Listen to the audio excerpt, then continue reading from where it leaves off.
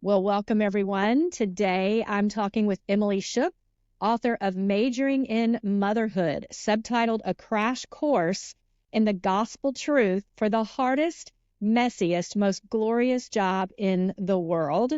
Emily was a philosophy major at the University of Oklahoma, turned stay-at-home mom of 6 kids. Yes, you heard that right. She's also a blogger, and her writing has appeared on desiringgod.org. Y'all, her book is a laugh out loud, funny perspective on what motherhood has taught her. And it's also genuinely introspective and profound as she applies the gospel to our daily challenges as mothers. So I am so excited to talk to Emily today. Welcome. Hi, thanks for having me. Yeah, it's great to have you. So I've been looking so forward to this interview because I just loved your book and I can't wait to talk about it.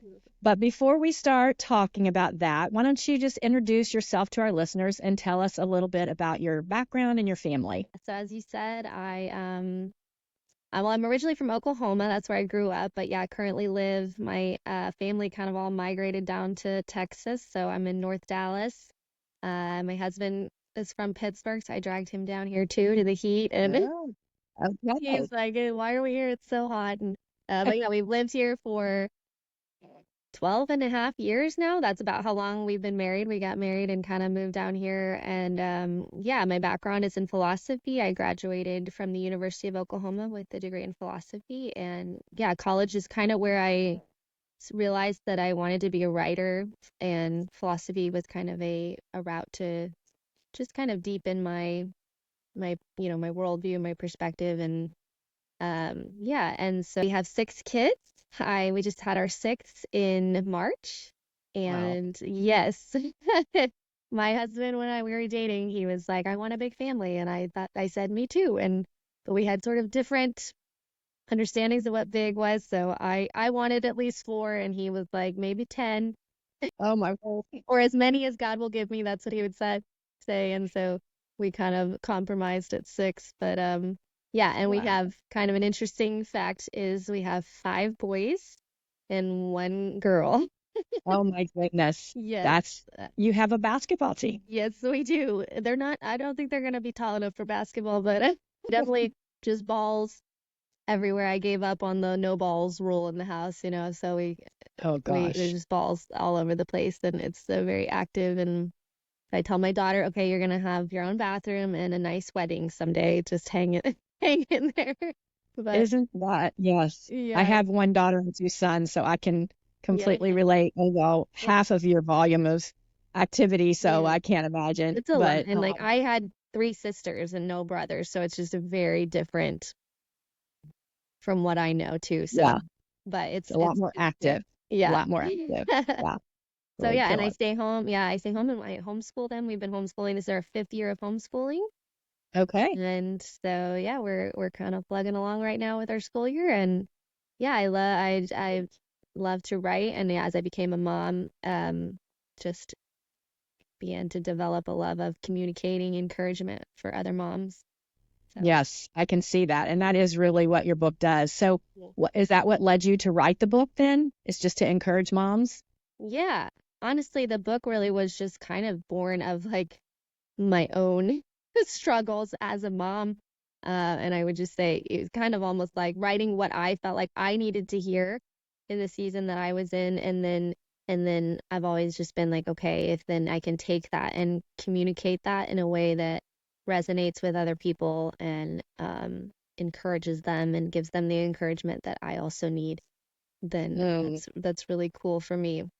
So mhm. yeah, I was kind of when I started writing the book, yeah, I had 3. And so was really just kind of in the thick of life with little ones and uh all the struggles that come with that. And yeah, so I was Mhm. kind of writing about some of those things, and then began to kind of see how I could develop a concept, kind of a central concept for the book to put those things Mhm. together. Yeah, I love the title, Majoring in Motherhood. I mean, and I love how you have chapters on different subjects and how those subjects apply to motherhood and the Mhm. creative way that you do that.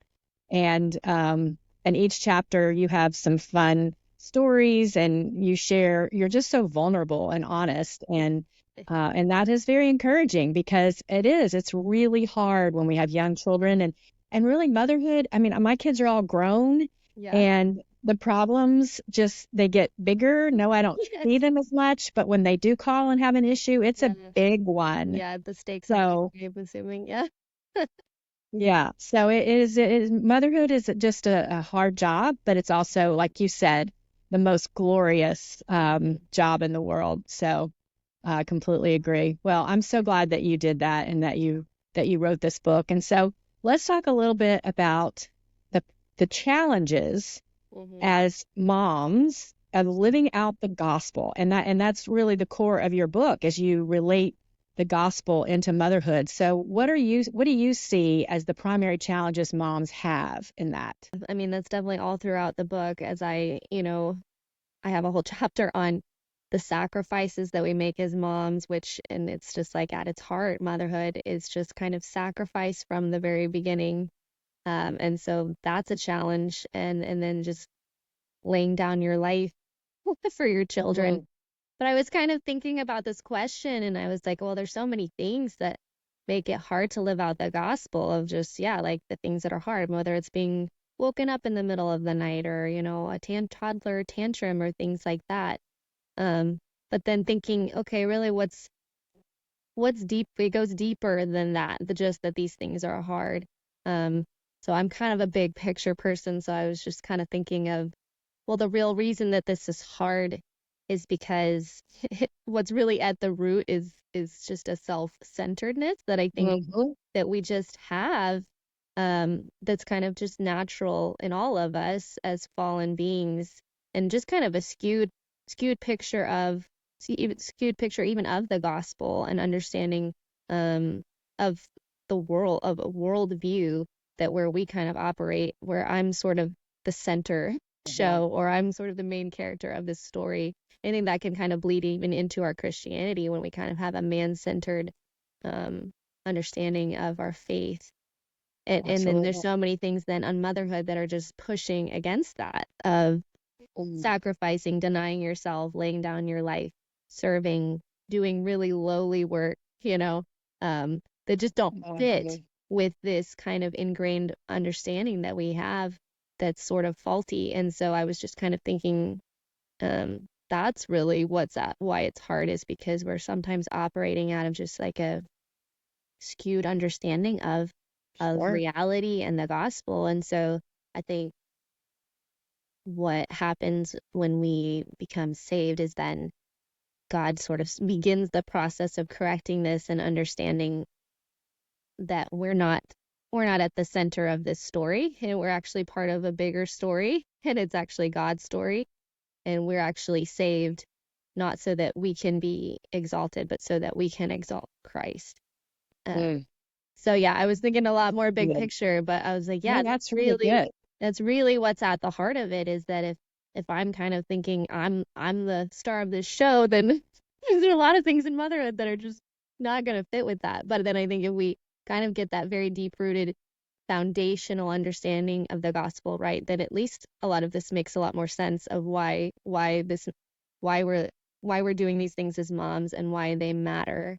Yeah, I Yeah. love that. You talk about obviously it's a sacrifice, it's a holy calling, Mhm. and you called it an act of worship as Mhm. we lay down our lives for a time, for sure. I mean, there will be time.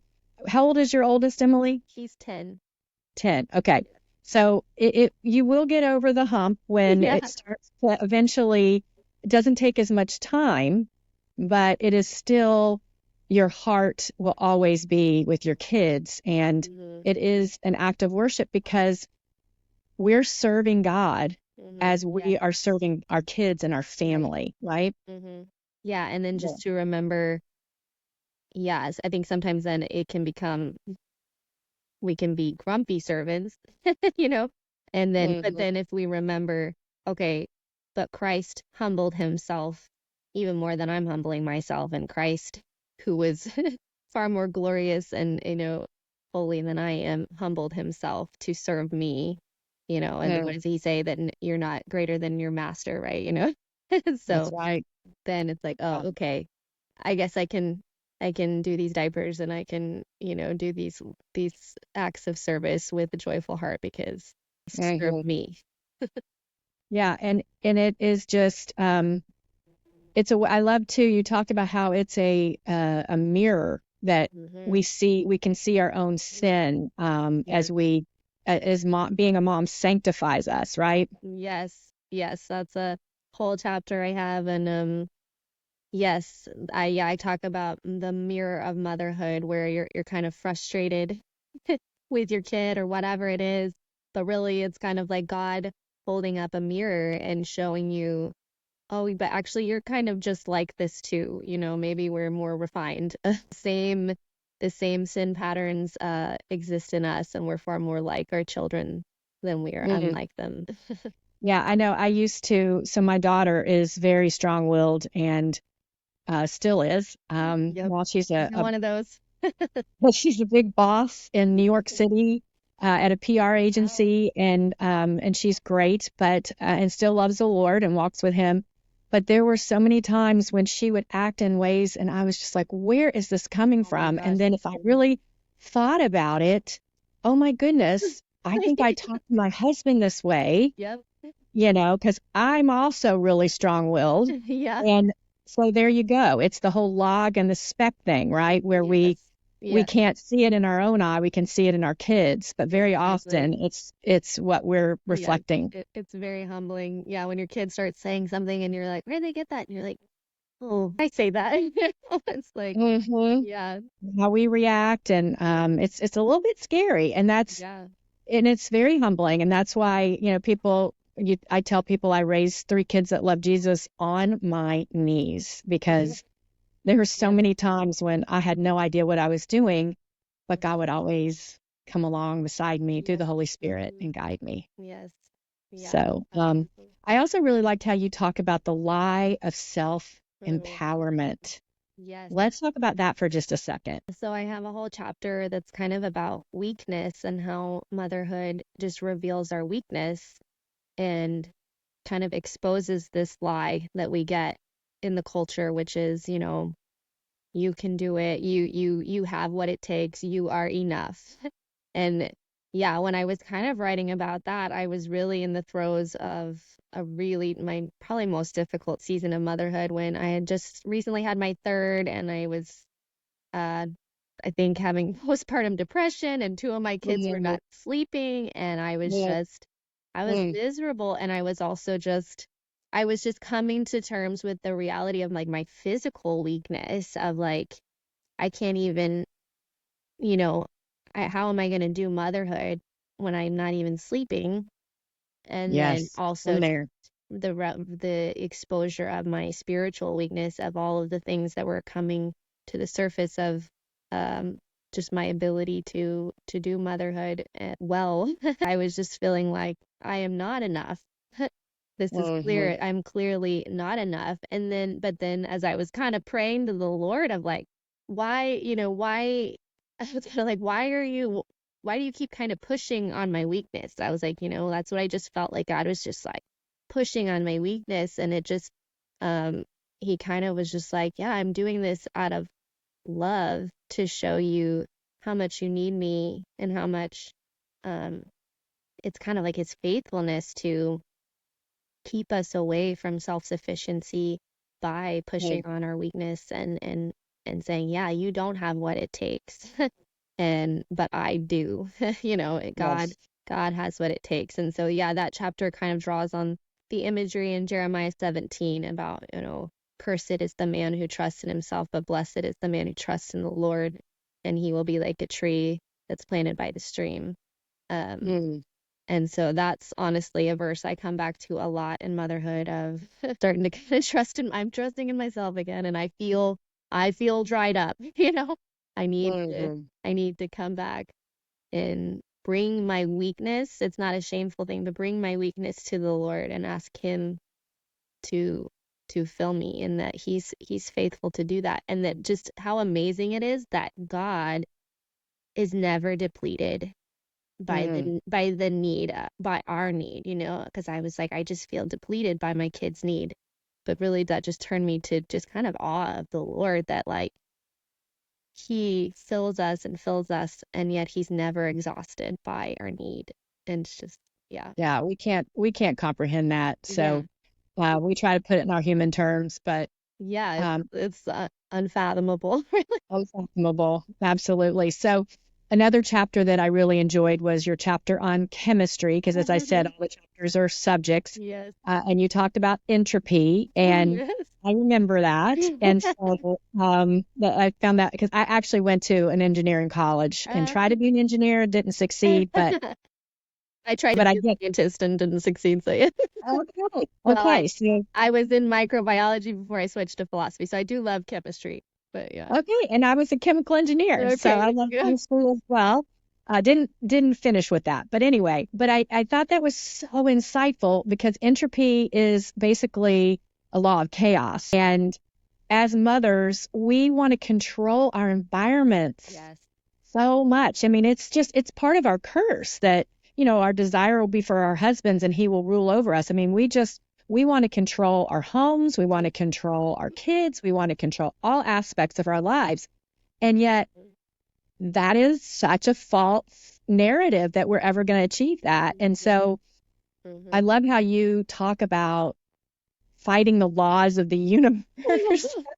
Well, that's what it feels like, right? Especially, yeah, with little kids, it's like I feel like I'm trying to fight entropy, and it's a losing. Yes. And you just and I think that's it, it's part of the grace that we, speaking of living out the gospel, right, is that we have to allow ourselves grace, and we have to give our kids grace, Hmm. and to try to just find that peace and just allow things to be out of control Hmm. sometimes. That it's okay. It can be controlled chaos, right? In a Yes. sense. Yes. Yes. Honestly, I was doing another interview and she asked me which subject was the hardest for me. And I said this one because I still struggle a lot. Yeah, with the chaos and the desire to control and maintain like peace, which is, of course, like just impossible with 6 kids who are, home all the time. But yeah, I struggle still because I'm very introverted, and so the chaos really uh can wear on me a lot. But yeah, I think just trying to embrace like and I think sometimes like the mess, kind of even connecting it to another chapter that I have on identity, when my house is a mess and there's so much chaos, it feels connected somehow to my like ability, my how good I'm doing as a mom, Right, right? your And so when my value. house is a mess, I'm like, I feel like a failure or whatever it is. And so um yeah, just having to come back to like, okay, like it's a mess and that's just understandable. You will clean it up, like it will be okay. And kind of embracing, yeah, kind of the flux of it all, it's like that's just, there's flux of motherhood, there's flux of, there's the chaos, and then you kind of regain some stability, and then and Yeah. then to just go, okay, I'm not a failure because my house is a mess. This is just reality of life And with that kids. and our kids, like you said you have 5 boys, and Yeah. that's a whole nother layer of level of chaos, that Yes. the activeness The and activeness just and the fighting mm, and so yeah. And so how can we have peace in yeah. those in that? Honestly, I think, yeah, just yeah, I talk about Psalm 46 in that chapter where it says like, be still and know that I am God. And that was a verse that kind of kept, yeah, because when I had my third and I was starting to write this book, I was really kind of getting into the chaos, and that was the verse that the Lord kind of kept bringing me. And I was like, why, like, I can't be still and know. How am I going to be still and know, Like, I just felt like that meant I was supposed to go find, some peaceful place. And I was like, I can't do that. Right. So then it was like when I read the chapter, it was like, oh, this is where it's talking about the mountains falling into the sea and the crumbling and all of these things. And so it's about finding peace in the middle of chaos, because the Lord of hosts is with us, and the God of Jacob is our fortress. And so that's still a struggle for me. I think sometimes it's just praying to the Lord of just praying and reminding like that God is with you, and And just surrendering, right? Just right, and surrender. saying, yeah, surrendering the desire for control and the desire to kind of have everything neat and in Yeah. order, and Yeah. yeah, Yeah, it's that the it, only way we can have peace, knowing that he's in control mhm, and we're not, and mhm, that he will get us through each day and show us what's important to do that day if we right, ask him. And, then we'll his mercies are new every morning. So it's mhm, whatever we need for that day, he will give us. yes, definitely. So very good. Very good. Well, let's talk for a few minutes about mom guilt. All moms know about mom guilt. It just is the biggest thing. Yes. So, how can the gospel help us respond to that? I've been thinking about this a lot because I talk about mom guilt like a little bit in one of my chapters, and I was like, I think I would maybe go back and nuance it a little more, because I think sometimes we feel a lot of guilt for things that we don't need to feel guilty for, right? Like, so it's a lot of times mom guilt comes from some kind of unrealistic ideal we have in our mind. So we feel guilty if we don't attain that, or maybe we feel guilty if we compare ourselves to other moms than what they're Mm, doing that seems better, or something we see on social media. And so I think a lot of that guilt is misplaced, and like we can for kind of sure. go, okay, this isn't actually real guilt. This isn't something God has commanded me. This isn't, it can kind of be a response, honestly, to just like a legalistic kind of understanding of I have to check all these boxes or whatever. But then I'm like, I think sometimes as a culture, I think we want to just completely like just, oh, you feel guilty, like don't do that. Like just push that aside. Just shush, you're doing a good job. And so I've been thinking about that a lot lately, that okay, but mom guilt isn't always misplaced, and our gut reaction, at least mine, is usually, okay, I'm going to minimize it. If I feel guilty about maybe I lost my temper or something, I'm going to justify it. I'm going to, maybe talk to my husband and see if he'll kind of give me some affirmations of like, you're doing the best you can. Mhm. uh, or so that's kind of a response that we can have, or kind of do the same, do these both really. I sit in just condemnation if I feel like I've Mhm. failed as a mom, and I can just sit in guilt and shame and tell myself I'm such a horrible mom, and I can kind of just almost even alternate between the two. But both of those, I'm just like, both of these are really just from the enemy and both rooted sort of in pride ultimately, of like, Mhm. well, I either want my sin to be justified so I don't feel bad about it, or I'm going to sit in shame because I'm really kind of inwardly focusing. But I think a true gospel response to guilt is to just kind of, if you really did fail, to just be like, to be receive the guilt. And I'm kind of thinking maybe we should call it like mom conviction, like Mhm. Mhm. guilt guilt and shame do come from the enemy, For but sure. conviction comes from the Holy Spirit. And so sometimes sometimes mom guilt is misplaced, and sometimes it's not. And so then we can actually Right. just receive the conviction of the Holy Spirit, and we can receive that freely because we don't have to justify ourselves, because we've already been justified.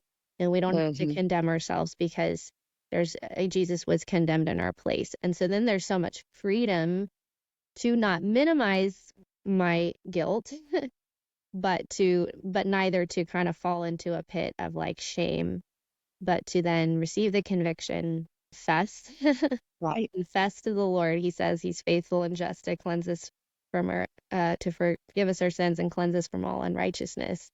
And so I think then just, yeah, coming back to being in Christ, then there's so much freedom to Yeah. confess without condemnation.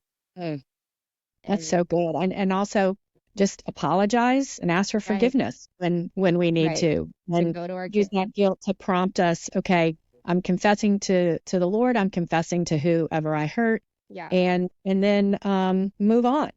Right. Yeah. It's like you don't have to keep carrying that, and so yeah, it's like it almost sounds too good to be true, but it's like, yeah, we can just confess, and like you said, there's new mercies. And yeah, and I think at least this is what I'm hoping, is that confessing and asking for your forgiveness from your kids will go a long way. It Like, absolutely I does. hope, I'm like, okay, they're gonna have lots of memories of mommy failed, but hopefully they'll also have lots of memories of, mommy asked for things. So, Yes, they do. And my kids, that was something I really lived by, and they know that, and we mhm. have such strong relationships. Matter of fact, my daughter lives in New York. My son he lives in Austin. But last night at the same time, they were trying to FaceTime me, and I was like, okay. I told my husband, you call my daughter, and we'll have a FaceTime with everybody together. Yeah. It's Oh, just precious that we have those kind of relationships, yeah. and it's all from Jesus. It's all because of Right. Jesus. Yes.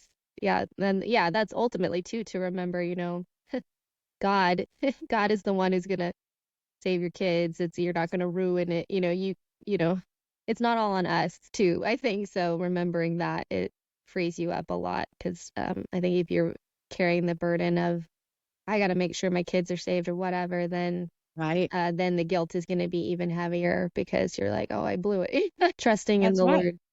Lord. Hmm. That's right. And there are people like me. I wasn't raised in a Christian home at all, and Yeah. found the Lord at Yeah. 30 years old. Yeah. You So just never know. just never know. So that's really good, and I'm so glad that you addressed that, because guilt and shame is a huge Mm. Yes. problem. Yes. And we don't want to sit in that shame and that Hmm. condemnation, because we don't need to. So Yes. I Yes. love that. Yeah. All right. Well, what other encouragement would you give moms that are struggling today? There was so much good stuff in your book, but okay, wait. Before we end this, I have to talk about the thing that made me laugh the hardest in your Yeah. book. What was it? The the great gummy Oh, the vitamin gummy debacle. vitamin. Yes, that's my favorite story. That was so good, because I can so relate. And that was your third, right? Was that your third? It was actually my oldest that Oh, uh okay. I think at the time I had two. But yes, that is and it's funny too now, because he knows the story. So Yeah, I when we bet. got the book, they were all like, read the gummy vitamins too. It's so funny.